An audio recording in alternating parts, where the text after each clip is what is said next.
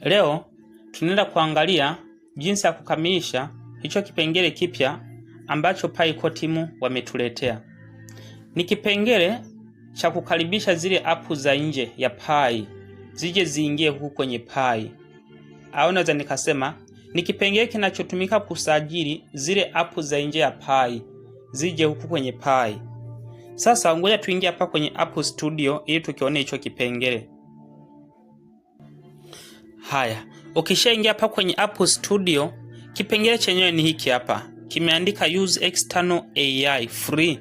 Manake yani unaenda kuchukua zile app za nje au unaenda kutengeneza app kule nje ya Pi.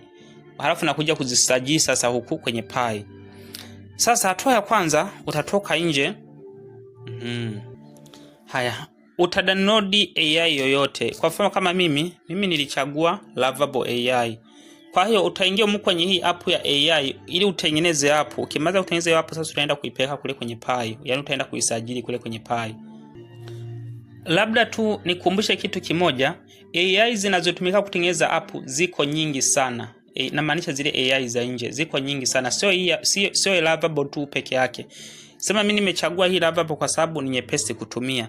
Kwa hiyo nitakuja kubonyeza hapa kwenye login hapa. Nitapabonyeza. Haya. Baada ya hapo nitakuja kubonyeza hapa kwenye continue with Google. Pia nikumbushe sio kila simu inaweza kuitumia hii Lovable AI. Kuna simu zingine zinaweza zikagoma.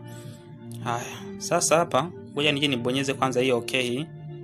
Haya. Sasa baada ya hapo sasa utachagua email ambayo utasajili. Kwa mfano kama mimi ngoja nichague hii email hii.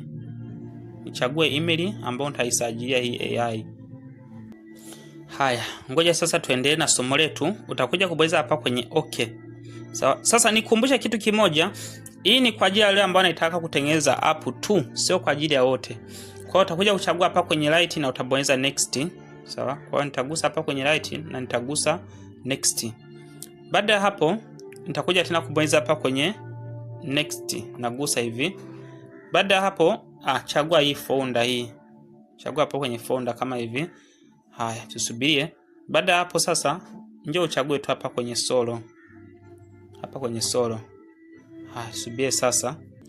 Haya, usajili wa Lovable AI umekamilika. Sasa kazi iliyobaki sasa ni kutengeneza app kwenye hii Lovable AI. Tukimaliza kutengeneza hii app sasa tunaenda kuisajili kule kwenye Pi. Yaani tunaihamishia kule kwenye Pi. Hebu tuanze kwanza kutengeneza app mara moja.